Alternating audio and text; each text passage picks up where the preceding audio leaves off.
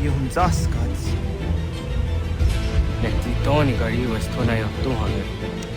We've blasted through every front of World War II, pointed and clicked our way through the trenches of World War I, and have fought countless battles that haven't even happened yet. Yet we've never stepped foot in the Revolutionary War. Are the alternate realities of the Animus fertile ground to experience the ultimate uprising in Assassin's Creed 3? It could contain certain knowledge, perhaps a weapon or something as yet unknown, unfathomable in its construction and purpose. It could be any of these things, or none of them.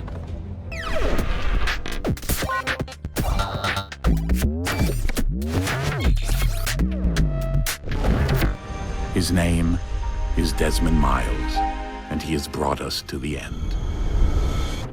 Just like in prior games, Assassin's Creed 3 features several stories that intertwine. First, you have the present day with Desmond Miles and crew. Continuing immediately after Revelations, the group has set up camp inside a lost temple, hoping to find a way to unseal a massive door that will lead to the answers to centuries-old mysteries.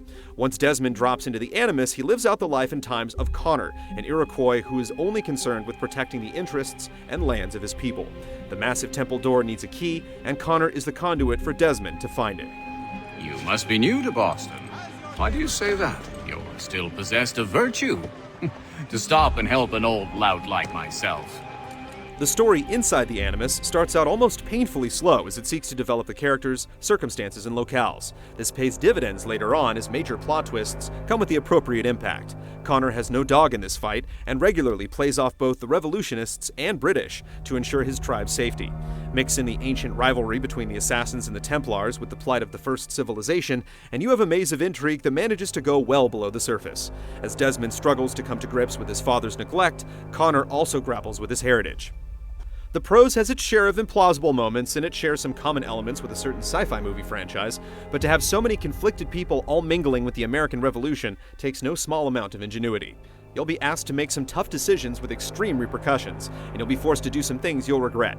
It's a satisfying tale with plenty of closure. Enjoy your victory, Commander. It will be the last I deliver you.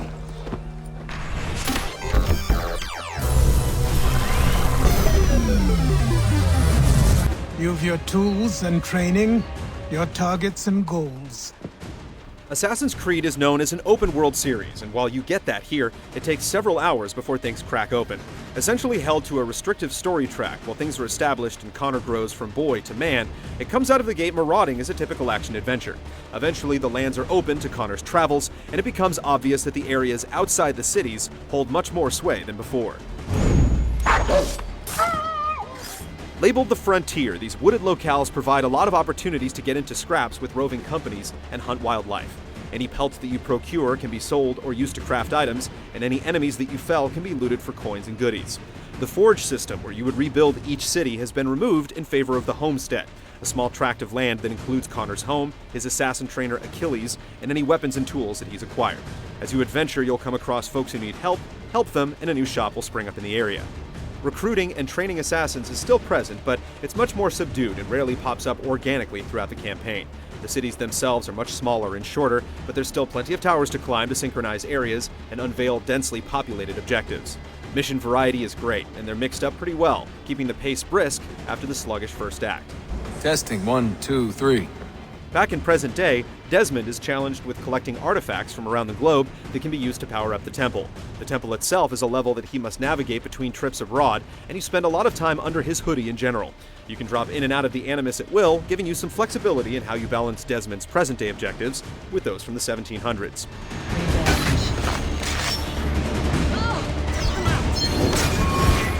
Ubisoft has really gone all out to improve the multiplayer, with the big addition, a hybrid of Horde mode and Resident Evil's Mercenaries, dubbed Wolfpack. Here, you and three pals join forces to try and assassinate as many targets as possible under a time limit, with more time awarded for each kill and bonus time achieved by synchronizing kills with teammates. Double multi-kill. While it's refreshing to play as a squad within the AC framework, the time limit inspires a lot of reckless abandon. The rest of the multiplayer essentially mirrors that of prior games, which is to say it's a completely unique experience that wears thin a little too quickly. Aside from the series' take on Capture the Flag, each mode plays out basically the same. Players slowly walk around the map waiting for their target meters to fill. Once it does, they try to take out their target before they get wise and try to counter. Honorable death. Unlocks happen at a glacial pace, and while there's a certain amount of mind games to it, results still feel too random. While the social options and leveling system are deep, they're mired by a messy interface, and some of the modes take away the compass and special abilities. Whether you've loved it or loathed it in the past, there's nothing here that's going to alter your opinion. Civilian killed. Assassin's Creed 3 is a massive game. You can finish the campaign in around 20 hours and before even experiencing 60% of its content. Completionists will obsess over every Ben Franklin almanac page and feather, but it rarely forces things on you, allowing you to uncover its depth at your own pace. The smaller cities ensure that there's something to see or do around every corner, and the hills are truly alive in the frontier. Its fast travel system is a little clunky, and loading is a bit excessive, but these are just nitpicks of a game that is great at giving you as much or little as you want. It's one thing to declare our independence. Now, my friend, we must make it so.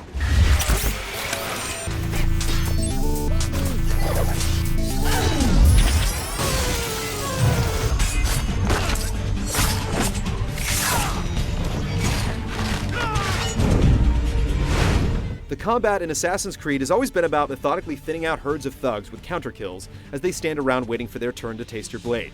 Some enemies are still a little reluctant to enter a scrap, but they're much more apt to block and force you to adapt. This ensures you'll experience the exhilarating two-handed combat that lets you string together multiple kills about as fluent and cinematic as possible.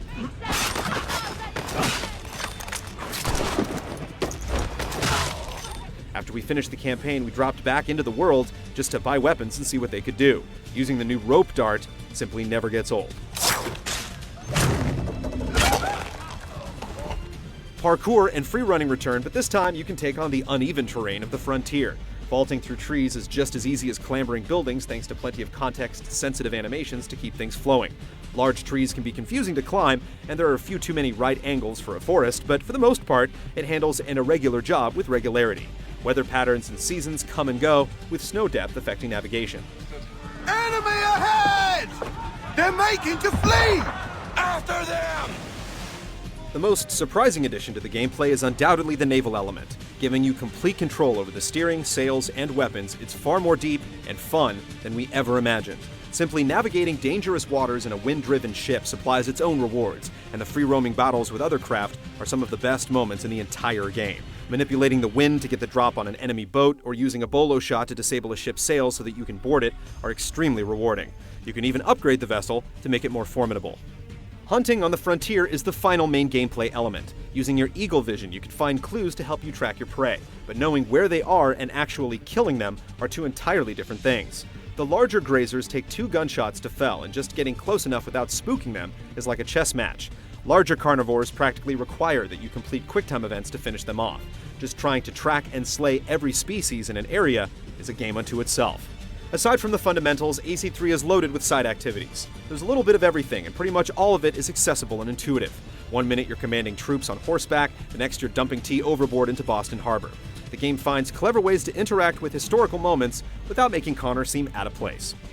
Lucky for you, we're launching an offensive against the city in order to do just that. There are nerve-wracking stealth missions, bombarding formations of soldiers with a cannon, board games, and many moments that will stick with you long after you've stopped playing. Some of the eavesdropping missions are a drag, and enemy pathfinding could be smarter, but otherwise, we enjoyed just about every gameplay style we encountered.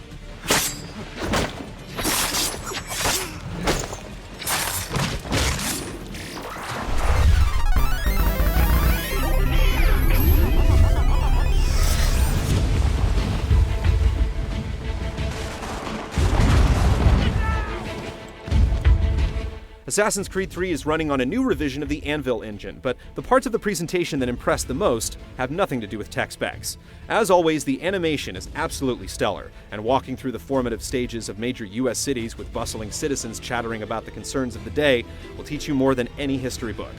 Piss off! You want to catch a beating? Get close. Coming topside after a 70-day trip across the Atlantic to find the entire crew hacking and coughing reminds you of just how brave these pioneers were. Small touches like this permeate every pore of the game. The bounty of the forest is not mine to give. It is your right to hunt on this land, but I would appreciate you trading your surplus with the others. There are some hiccups, however. The voice actor for Connor doesn't turn in a particularly strong performance, which is a shame because the rest of the cast is great.